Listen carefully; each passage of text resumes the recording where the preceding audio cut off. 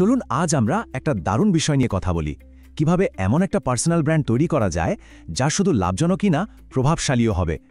Wealthy and well known বইটার উপর ভিত্তি করে আমরা এর মূল কৌশলগুলো একদম সহজ করে বোঝার চেষ্টা করব। তো আর দেরি কেন, শুরু করা যাক। কখনো কি মনে এই প্রশ্নটা এসেছে যে কিছু ব্র্যান্ড কিভাবে এত সফল আর সম্মানিত হয়ে ওঠে, বছরের পর বছর ধরে টিকে থাকে? তাদের সাফল্যের রহস্যটা ঠিক কী? অথচ অন্যদিকে বেশিরভাগ মানুষই কিন্তু এই দুটো জিনিসের মধ্যে একটা ভারসাম্য আনতেই পারে না।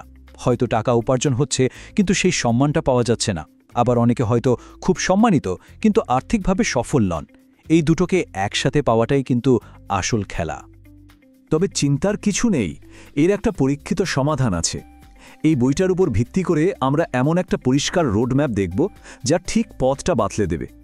আচ্ছা, কোনো কিছু ঠিকভাবে করতে গেলে আগে জানতে হয় কি কি করা যাবে না, তাই না? তো চলুন আগে সেই 5টা বড় ভুল দেখে নিই যা প্রায় সবাই করে, আর সাথে সাথে এটাও জেনে নিই যে এগুলো কিভাবে ঠিক করা যায়। সবচেয়ে বড় ভুলগুলোর মধ্যে একটা হলো কোনো রকম প্রস্তুতি বা বিশ্বাসযোগ্যতা ছাড়াই শুধু বিখ্যাত হওয়ার জন্য দৌড়ানো। কিন্তু আসল সত্যিটা হলো আগে বিশ্বাসযোগ্যতা, তারপর পরিচিতি।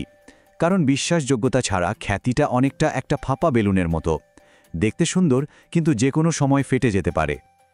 আরেকটা খুব কমন ভুল হলো শুধু টাকার দিকে ফোকাস করা, মানে তাৎক্ষণিক লাভের জন্য দীর্ঘমেয়াদী সুনামের কথা ভুলে যাওয়া।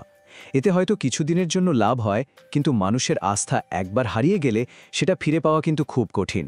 আসল সাফল্য তো সম্পদ আর সম্মান দুটো মিলিয়েই আসে। অনেকেই চেষ্টা করে সবার জন্য সবকিছু হতে, আর এখানেই সমস্যাটা হয়।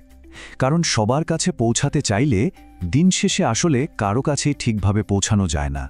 এর চেয়ে অনেক ভালো উপায় হলো একটা নির্দিষ্ট বিষয়ে নিজেকে এক্সপার্ট হিসাবে প্রতিষ্ঠা করা। এতে করে ঠিক যে ধরনের মানুষ দরকার তারাই আপনার দিকে আকৃষ্ট হবে। ব্র্যান্ড তৈরি করাটা কিন্তু কোনো 100 মিটার দৌড় না, এটা একটা ম্যারাথন। অনেকেই ভাবে কিছুদিন খুব কঠোর কাজ করলেই বুঝি বড় সাফল্য চলে আসবে, কিন্তু সত্যিটা হলো এখানে ধারাবাহিকতা বা কনসিস্টেন্সির কোনো বিকল্প নেই। নিয়মিত ছোট ছোট প্রচেষ্টাগুলোই একটা সময় গিয়ে মানুষের মনে বড় ছাপ ফেলে। আর শেষ যে ভুলটা নিয়ে কথা বলবো সেটা হলো নিজের আয়কে শুধু নিজের সময়ের সাথে বেঁধে ফেলা, মানে যতক্ষণ কাজ করছি ততক্ষণই আয় হচ্ছে। এর সমাধান হলো এমন সিস্টেম তৈরি করা যা আপনার সক্রিয় অংশগ্রহণ ছাড়াই কাজ চালিয়ে যেতে পারবে। যেমন ধরুন একটা অনলাইন কোর্স বা একটা বই। তো ভুলগুলো তো জানা গেল, এবার তাহলে সমাধান কি?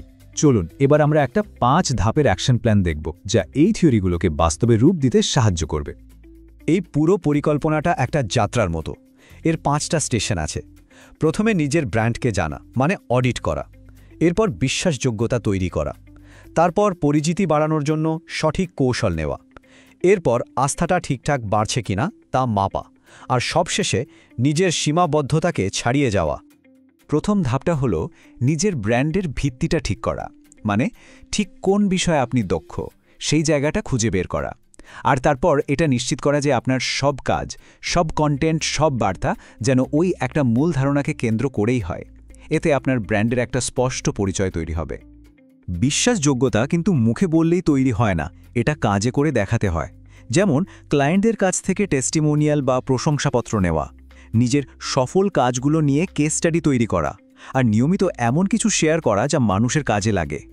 এগুলোই ধীরে ধীরে আপনাকে একজন এক্সপার্ট হিসেবে প্রতিষ্ঠিত করবে। পরিচিতি বা ভিজিবিলিটি বাড়ানোর মূল চাবিকাঠি হল ধারাবাহিকতা। একটা নির্দিষ্ট রুটিন মেনে কন্টেন্ট পাবলিশ করাটা খুব জরুরি। আর শুরুতেই সব সোশ্যাল মিডিয়া প্ল্যাটফর্মে ঝাঁপিয়ে না পড়ে বরং 1 বা 2টো প্ল্যাটফর্মে ভালোভাবে মনোযোগ দেওয়া উচিত। এতে করে একটা শক্তিশালী কমিউনিটি তৈরি করা অনেক সহজ হয়।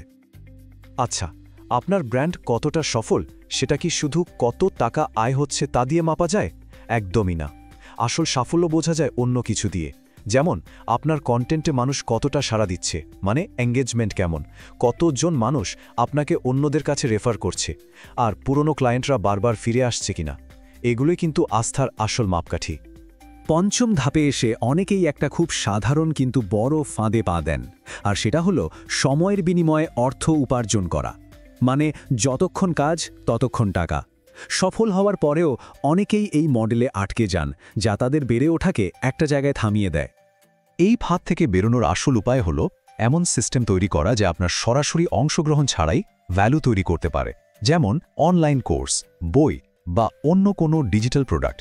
এগুলো আপনার প্রভাব আর আয় দুটোকেই বহুগুণে বাড়িয়ে দেওয়ার ক্ষমতা রাখে। এতক্ষণ আমরা অনেক কৌশল আর পরিকল্পনা নিয়ে কথা বললাম, কিন্তু এই সব কিছুকে যা একটা সুতোয় বেঁধে রাখে সেই মূল নীতিটা কি? চলুন এবার সেটাই জেনে নেওয়া যাক। এটাই কিন্তু একটা সফল ব্র্যান্ডের আসল ভিত্তি। এই একটা লাইনেই যেন পুরো বইটার সারমর্ম বলা আছে। প্রভাব তখনই শক্তিশালী আর দীর্ঘস্থায়ী হয় যখন সেটার ভিত্তি হয় সততা। যখন ভিত্তিটা সৎ আর মজবুত হয়, তখন অর্থ আর খ্যাতি দুটোই কিন্তু আপনা আপনি আসতে শুরু করে। এবার তাহলে একটু ভাবা যাক, আজকে এমন কোনো একটা ছোট কাজ করা যায় যা আপনার ব্র্যান্ডের প্রতি মানুষের আস্থা একটু হলেও বাড়াতে পারে।